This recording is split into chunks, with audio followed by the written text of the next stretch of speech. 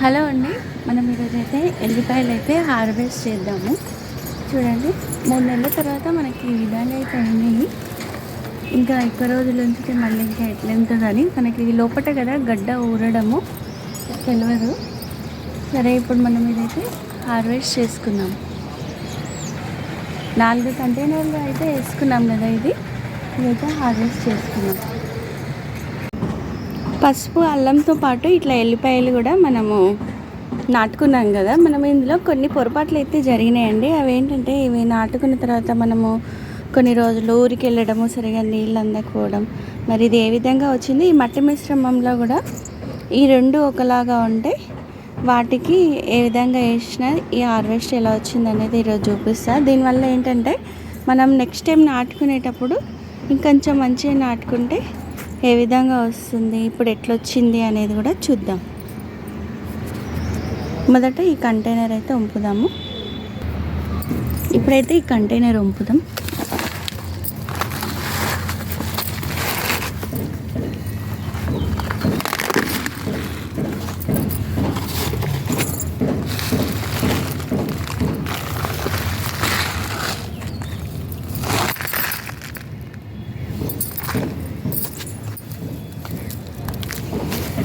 ఒక 2 రోజుల నుంచి ఇది తీద్దాం అనుకున్నాను కదా, అందుకని ఇదైతే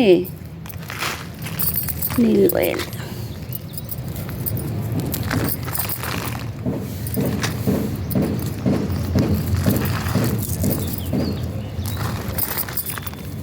ఈ ఎల్లిపాయ నాటినప్పటి నుంచి పెద్ద సాహసమే అయిందండి. నాటిన కొద్దీ పందికొక్క అయితే తవ్వడం జరిగింది.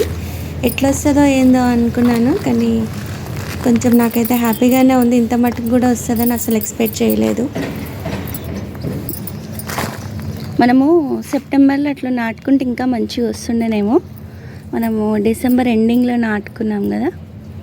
ఇదంతా కూడా కిచెన్ వేస్ట్ నుంచి, అంటే మనకి పడేసే వాటితోటి ఇంత బాగా పెంచుతున్నామంటే చాలా హ్యాపీయే కదా. చూడండి, ఇట్లా ఎల్లిపాయలు కూడా మన గార్డెన్లో అంటే ఇంత ఆనందంగా ఉంటుంది. ఇప్పుడు ఇంకో కంటైనర్ వంపుదాము.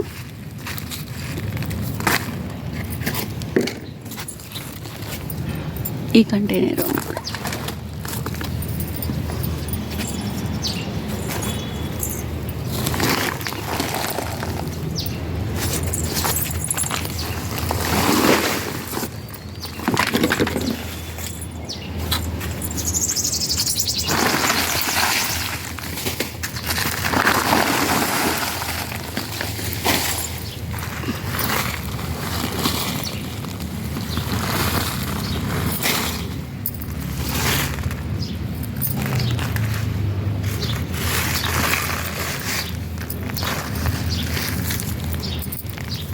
పాయలు అయితే ఎక్కడ పాడవకుండా బాగానే వచ్చినాయి.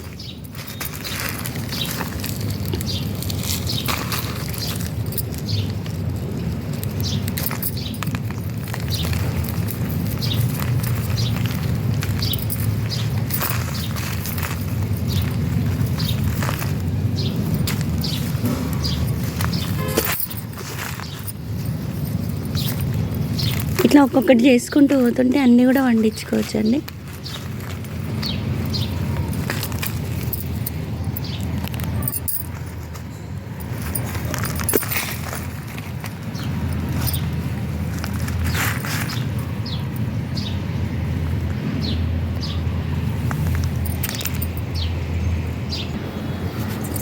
రెండు కంటైనర్లు అయితే ఈ విధంగా వచ్చింది.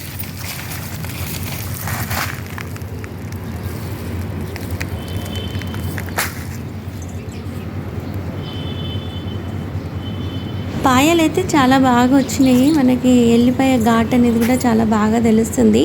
ఎక్కడ పాడవడం అనేది లేదు. ఈ 2 కంటైనర్లు ఏంటంటే, ఇంకా మనకి చెప్పాను కదా, పందికొక్కు తవ్వుతున్న కొద్దీ నాటడం అనేది, ఇదైతే చాలా విసుగుతో కూడినట్టు అనిపించిందండి.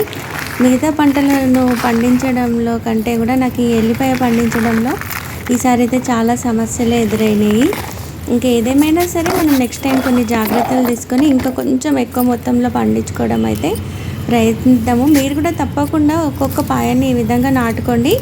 కాకపోతే సెప్టెంబర్లో నాటుకోండి. ఈ హార్వెస్ట్ కూడా మీకు ఎలా అనిపించింది, ఇంకా మీకు తెలిసిన ఈ పండించడంలో టిప్స్ కూడా నాకు షేర్ చేయండి. గడ్డ కూడా ఎక్కువ కొంచెం పెద్ద సైజులో ఊరడానికి ఎలాంటి ఎరువులు వాడితే బాగుంటుంది మన మిద్దె తోటలో కూడా అనేది మీకు ఎవరికైనా తెలిస్తే ఇంకా కొన్ని టిప్స్ కూడా చెప్పండి. ఇట్లా ఒకరికొకరం షేర్ చేసుకుంటూ ఇది మనకు వంటింట్లోకి అవసరమైనవి కూడా ఎంతో ఈజీగా పండించుకోవచ్చండి. భూమి లోపల వండే వాటికి ఏంటంటే మనం మంచి ఎరువు ఇచ్చినా కానీ దానికి సరైన వాతావరణం ఉండాలి. అది పెరిగే వరకు కూడా దాన్ని ఏంటంటే ఒక మంచి సేఫ్ ఫేస్లో పెట్టేసి దానికి ఎలాంటి ఆటంకాలు రాకపోతే మంచిగా అయితే పెరుగుతుంది. కానీ మీరు ఇక్కడ గమనించినట్టే మనకి పాయ ఒక్కటే చిన్నగా వచ్చింది కానీ ఎంత మంచిగా వచ్చినాయి అంటే చాలా పాయలు అయితే చాలా గట్టిగా ఉన్నాయి. చాలా హార్వెస్ట్ అయితే నాకు హ్యాపీగా అనిపించింది. మీరు కూడా తప్పనిసరిగా ఈ విధంగా చేసుకోండి. ఈసారి సెప్టెంబర్లో నాటుకోండి. ఇట్లా మీ మిద్దె తోటలో కూడా ఎంతో కొంత ఎల్లిపాయలు కూడా పండించుకోండి.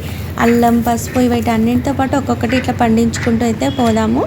మరొక మంచి వీడియోలో కలుసుకుందాం. ఈ హార్వెస్ట్ ఏ విధంగా అనిపించింది అనేది తప్పనిసరిగా మీ కామెంట్ రూపంలో నాకు తెలియజేయండి. ఇంకా మరిన్ని కూడా పండించుకుందాము. ఇంకా మీకు తెలిసిన టిప్స్ కూడా చెప్తే ఇంకా బాగా పండించగలుగుతాను. ఉంటాను. మరొక మంచి వీడియోలో కలుసుకుందాం. Happy gardening.